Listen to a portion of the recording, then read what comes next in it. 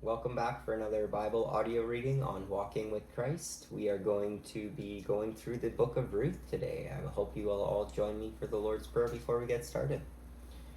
Our Father, who art in heaven, hallowed be thy name. Thy kingdom come, thy will be done, on earth as it is in heaven. Give us this day our daily bread, and forgive us our trespasses, as we forgive those who trespass against us. And lead us not into temptation, but deliver us from evil. For thine is the kingdom, power, and the glory, forever and ever. Amen. All right, let's get started here. The Book of Ruth. Elimelech's family goes to Moab. Number 1. In the days when the judges ruled, there was a famine in the land, and a certain man of Bethlehem in Judah went to live in the country of Moab, he and his wife and 2 sons. The name of the man was Elimelech, and the name of his wife Naomi, and the names of his 2 sons were Mahlon and Chilion. They were Ephrathites from Bethlehem in Judah. They went into the country of Moab and remained there. But Elimelech, the husband of Naomi, died, and she was left with her 2 sons. These took Moabite wives. The name of one was Orpah, and the name of the other Ruth. When they had lived there for about 10 years, both Mahlon and Chilion also died, so that the woman was left without her 2 sons or her husband. Then she started to return with her daughters-in-law from the country of Moab, for she had heard in the country of Moab that the Lord had consideration for his people and given them food. So she set out from the place where she had been living, she and her 2 daughters-in-law, and they went on their way to go back to the land of Judah. But Naomi said to her 2 daughters-in-law, "Go back, each of you, to your mother's house. May the Lord deal kindly with you, as you have dealt with the dead and with me. The Lord grant that you may find security, each of you in the house of your husband."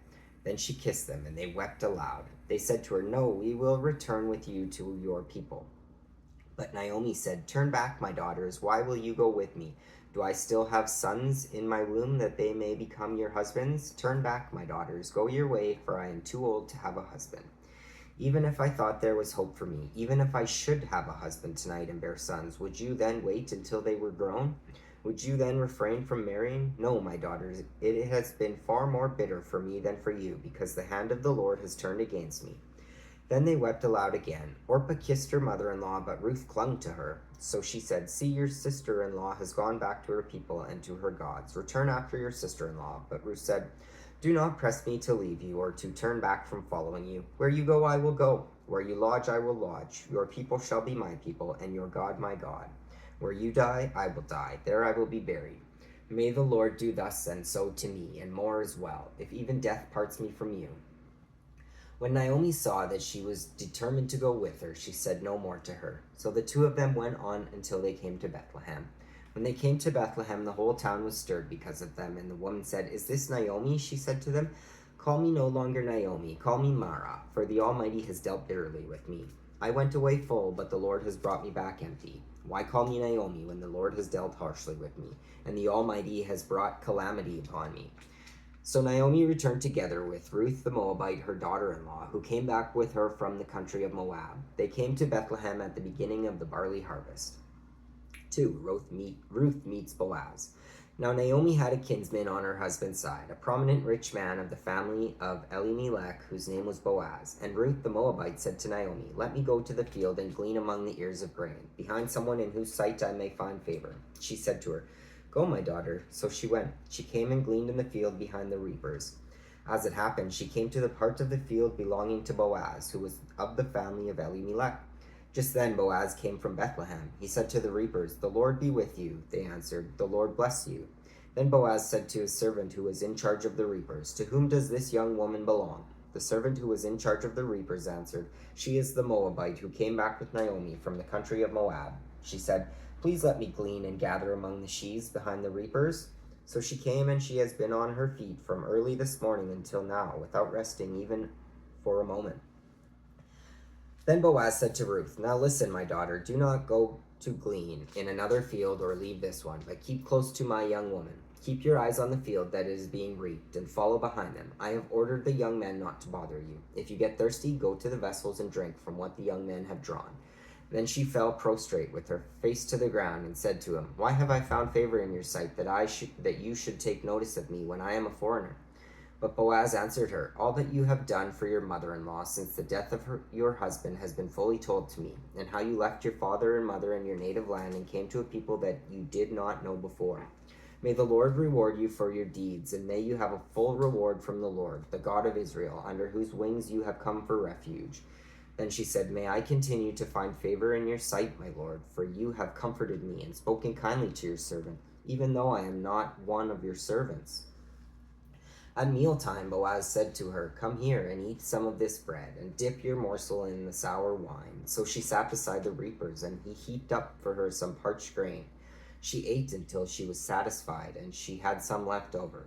When she got up to glean, Boaz instructed his young men, "Let her glean even among the standing sheaves, and do not reproach her. You must also pull out some handfuls for her from the bundles, and leave them for her to glean, and do not rebuke her." So she gleaned in the field until evening. Then she beat out what she had gleaned, and it was about an ephah of barley. She picked it up and came into the town, and her mother-in-law saw how much she had gleaned. Then she took and gave her what was left over after she herself had been satisfied. Her mother-in-law said to her, "Where did you glean today, and where have you worked? Blessed be the man who took notice of you." So she told her mother-in-law with whom she had worked, and said, "The name of the man with whom I worked today is Boaz." Then Naomi said to her daughter-in-law, "Blessed be he by the Lord, whose kindness has not forsaken the living or the dead." Naomi also said to her, "The man is a relative of ours, one of our nearest kin." Then Ruth the Moabite said, "He even said to me, 'Stay close by my servants until they have finished all my harvest.'"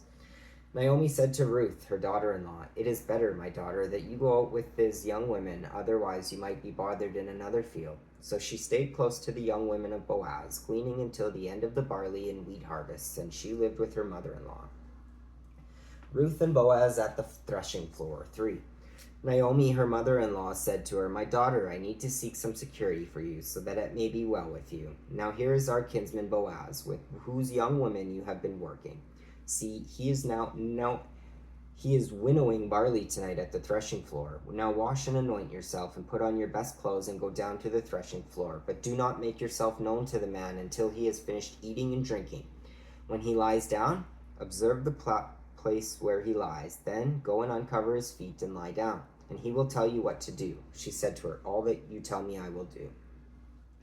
So she went down to the threshing floor and did just as her mother-in-law had instructed her. When Boaz had eaten and drunk, and he was in a contented mood, he went to lie down at the end of the heap of grain.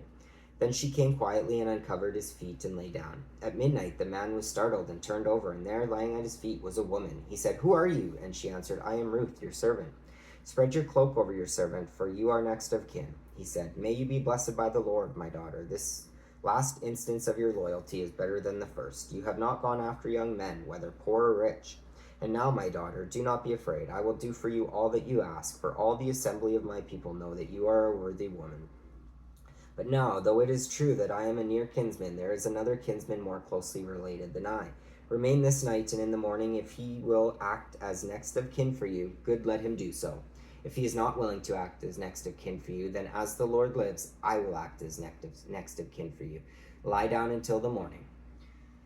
So she lay at his feet until morning, but got up before one person could recognize another, for he said, "It must not be known that the woman came to the threshing floor." Then he said, "Bring the cloak you are wearing and hold it out." So she held it, and he measured out 6 measures of barley and put it on her back. Then he went into the city. She came to her mother-in-law, who said, "How did things go with you, my daughter?" Then she told her all that the man had done for her, saying, "He gave me these 6 measures of barley, for he said, 'Do not go back to your mother-in-law empty-handed.'" She replied, "Wait, my daughter, until you learn how the matters turn out, for the man will not rest, but will settle the matter today." The marriage of Boaz and Ruth. No sooner had Boaz gone up to the gate and sat down there than the next of kin of whom Boaz had spoken came passing by. So Boaz said, "Come over, friend, sit down here." And he went over and sat down. Then Boaz took 10 men of the elders of the city and said, "Sit down here." So they sat down. He then said to the next of kin, "Naomi, who has come back from the country of Moab, is selling the parcel of land that belonged to our kinsman Elimelech. So I thought I would tell you of it and say, buy it in the presence of those sitting here and in the presence of the elders of my people. If you will redeem it, redeem it. But if you will not, tell me, so that I may know, for there is no one prior to you to redeem it, and I come after you." So he said, "I will redeem it." Then Boaz said, "The day you acquire the field from the hand of Naomi, You are also requiring Ruth the Moabite, the widow of the dead man, to maintain the dead man's name on his inheritance. At this, the next of kin said, I cannot redeem it for myself without damaging my own inheritance. Take my right of redemption yourself, for I cannot redeem it. Now this was the custom in former times in Israel concerning redeeming and exchanging. To confirm a transaction, one party took off a sandal and gave it to the other. This was the manner of attesting in Israel. So when the next of kin said to Boaz, acquire it for yourself, he took off his sandal. Then Boaz said to the elders and all the people, today you are witnesses that I have acquired from the hand of Naomi all that belonged to Elimelech and all that belonged to Chilion and Mahlon. I have also acquired Ruth the Moabite, the wife of Mahlon, to be my wife, to maintain the dead man's name on his inheritance, in order that the name of the dead may not be cut off from his kindred and from the gate of his native place. Today you are witnesses. Then all the people who were at the gate, along with the elders, said, we are witnesses. May the Lord make the woman who is coming into your house like Rachel and Leah, who together built up the house of Israel. May you produce children in Ephrathah, and bestow a name in Bethlehem, and through the children that the Lord will give you by this young woman, may your house be like the house of Perez, whom Tamar bore to Judah. The genealogy of David. So Boaz took Ruth, and she became his wife. When they came together, the Lord made her conceive, and she bore a son. Then the woman said to Naomi, blessed be the Lord, who has not left you this day without next of kin, and may his name be renowned in Israel. He shall be to you a restorer of life and a nourisher of your old age, for your daughter-in-law who loves you, who is more to you than 7 sons, has borne him. Then Naomi took the child and laid him in her bosom and became his nurse. The woman of the neighborhood gave him name, saying, a son has been born to Naomi. They named him Obed. He became the father of Jesse, the father of David. Now these are the descendants of Perez. Perez became the father of Hezron, Hezron of Ram, Ram of Amminadab, Amminadab of Nahshon, Nahshon of Salmon, Salmon of Boaz, Boaz of Obed, Obed of Jesse, and Jesse of David. And that is all for the Book of Ruth. Thank you all so much for joining me, and we will check back with you again soon. Peace be with you all. Please remember to take God's love with you as you go. Amen.